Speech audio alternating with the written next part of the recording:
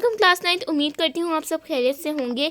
आज हम class 9th exercise 2.6 का क्वेश्चन नंबर 4 पार्ट 2 और 3 और 4 डिस्कस करेंगे। पार्ट 1 और 2 हमने पिछली वीडियो में डिस्कस कर लिया था। अगर आपने इसकी वीडियो नहीं देखी तो इस वीडियो के डिस्क्रिप्शन में मैंने इसका लिंक दिया है, आप जाके उसे देख सकते हैं। पार्ट 3 है हमारे पास 9 minus 7 iota divided by 3 plus iota. अगर आपने पार्ट 1 और पार्ट 2 की वीडियो देखी है तो आपको ये पार्ट सॉल्व करना तो आपके लिए बहुत आसान है, क्योंकि मैंने आपको पार्ट 1 और पार्ट 2 में बताया था वो सेम फ्रैक्शन है एज द पार्ट 3 हैज़। जैसे आप देख सकते हैं यहाँ भी सिंगल एक फ्रैक्शन आपके पास है और यहाँ भी सिंगल फ्रैक्शन है, यहाँ भी सिंगल फ्रैक्शन है। तो जो इनका मेथड था सॉल्व करने का वही सेम इसका मेथड है। तो चलें इसे सॉल्व करते हैं। रजिस्टर पर आ गए हैं हम। 9 minus 7 iota by 3 plus iota हमारे पास क्वेश्चन है। सबसे पहले हम इसको कॉन्जुगेट से नीचे वाले यानी डिनोमिनेटर के कॉन्जुगेट से हम इनको मल्टीप्लाई करवाएंगे दोनों को। तो इसको मल्टीप्लाई करवाते हैं, इसका कॉन्जुगेट लेंगे तो इमेजिनरी जो हमारे पास नंबर होता है उसका साइन चेंज हो जाएगा। ये इसका कॉन्जुगेट है। अब दोनों फ्रैक्शन को इसके साथ मल्टीप्लाई करवाएंगे। ऊपर हमारे पास क्या आ जाएगा, ऊपर हम मल्टीप्लाई करवा लेंगे 9 को मल्टीप्लाई करवा लेंगे 3 माइनस आयोटा से और 7 को भी 3 माइनस, यानी ये दोनों आपस में मल्टीप्लाई हो जाएंगे। नीचे हमारे पास आइडेंटिटी अप्लाई होगी a plus B A minus B.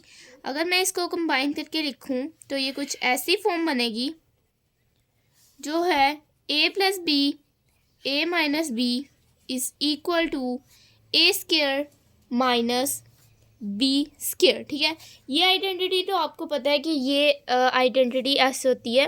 ठीक है, यही आइडेंटिटी हमारे पास डिनोमिनेटर में अप्लाई होगी। ऊपर हम मल्टीप्लाई करवाएंगे, जब 9 को 3 से मल्टीप्लाई करवाएंगे हमारे पास 27 आ जाएगा। माइनस 9 को आयोटा से मल्टीप्लाई करवाएंगे तो 9 आयोटा आ जाएगा। अब माइनस प्लस माइनस होता है, 7 को जब हम 3 से मल्टीप्लाई करवाएंगे तो 21 आयोटा आ जाएगा। अब 7 को माइनस 7 आयोटा को माइनस आयोटा से मल्टीप्लाई करवाएंगे तो प्लस 7 आयोटा स्क्वायर आ जाएगा। ये बहुत इजी क्वेश्चन है क्योंकि हमने पहले ये सॉल्व किया हुआ है।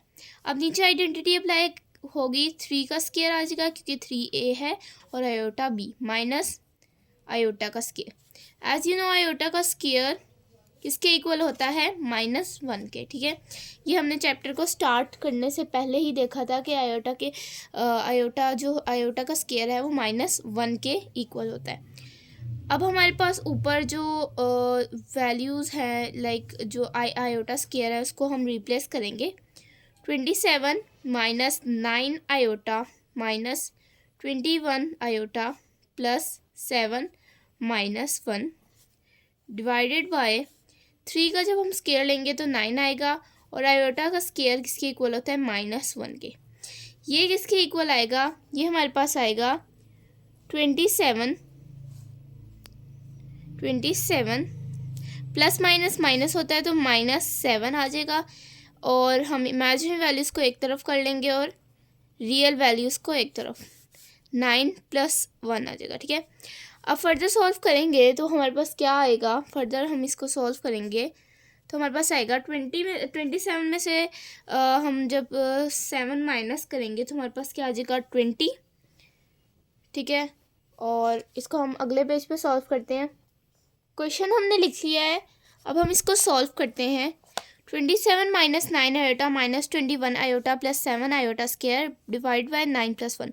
हम यहाँ पर थे। अब हमने कहा कि जो रियल वैल्यूज़ हैं यानी जब इसको आयोटा स्क्वायर से रिप्लेस करेंगे तो ये -1 आयोटा स्क्वायर क्या होता है, -1। जब +7 -1 से मल्टीप्लाई होगा तो -7 आ जाएगा, तो रियल वैल्यू बन जाएगी ये। तो -7 रियल वैल्यू के साथ लिख लेंगे।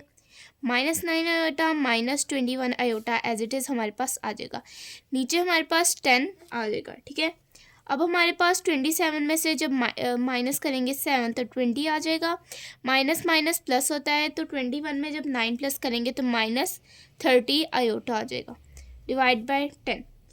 अब इनकी कटिंग कर लेंगे। सबसे पहले कटिंग करने से पहले मैंने आपको एक बात बताई थी, कभी भी अगर हमारे पास 2 वैल्यूज़ हैं फ्रैक्शन के ऊपर ठीक है, तो हम उनके नीचे सिंगल डिनोमिनेटर है तो हम क्या करते हैं, उनको उसका डिनोमिनेटर दे देते हैं।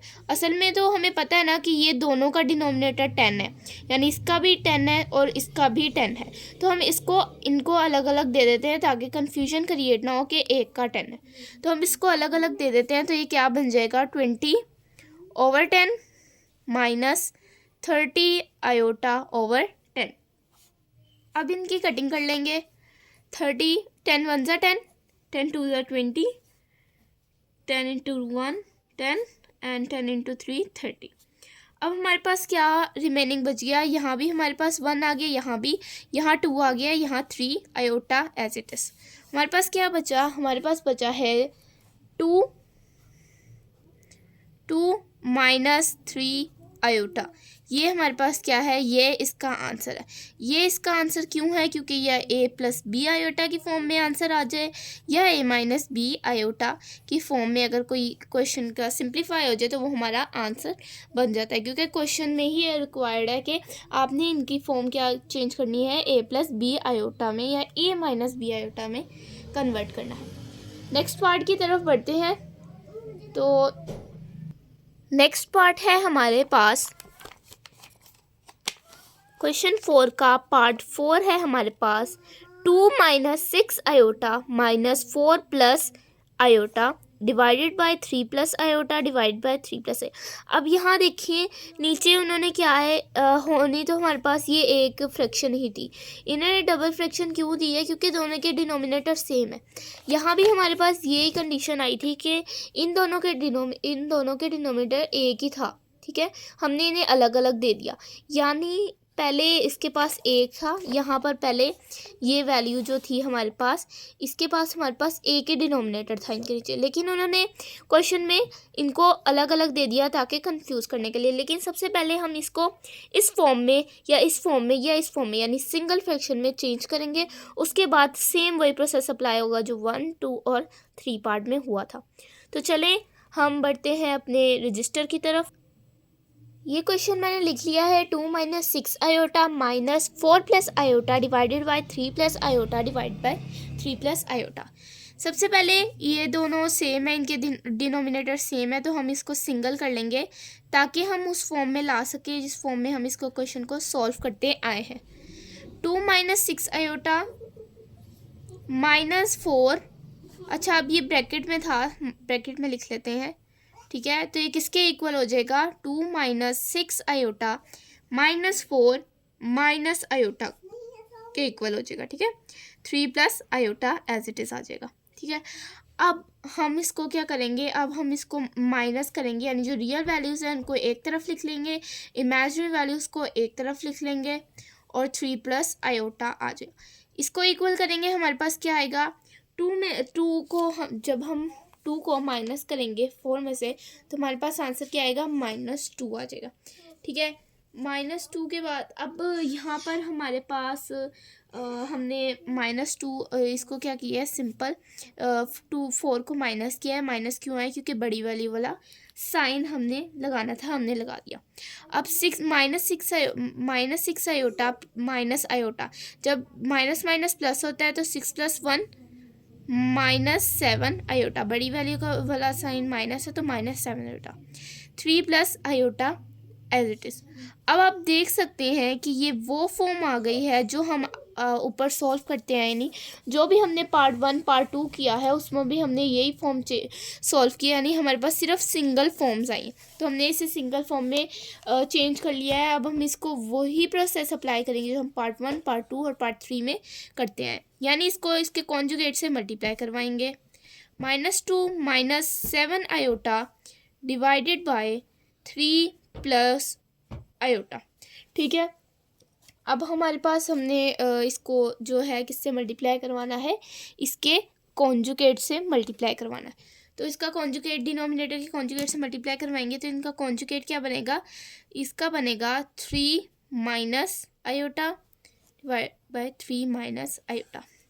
ऊपर वाली दो वैल्यूज़ मल्टीप्लाई हो जाएंगी, -2 -7 आयोटा मल्टीप्लाई हो जाएगा 3 माइनस आयोटा के साथ, मल्टीप्लाई तो आपको करना आ गया, क्योंकि हम शुरू से जब से एक्सरसाइज स्टार्ट किया है हम आयोटा की वैल्यूज़ को और कॉम्प्लेक्स नंबर्स को मल्टीप्लाई ही करते आ रहे हैं।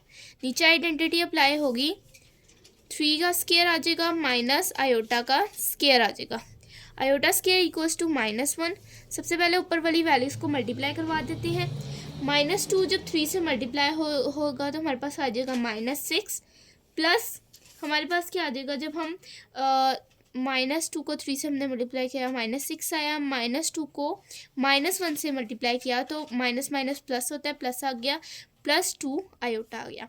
अब -7 आयोटा को 3 से जब हमने मल्टीप्लाई किया तो 7 × 3 21, तो हमने लिख दिया -21 आयोटा, माइनस प्लस आ जाएगा, माइनस माइनस प्लस होता है, 7 आयोटा स्केयर आ जाएगा।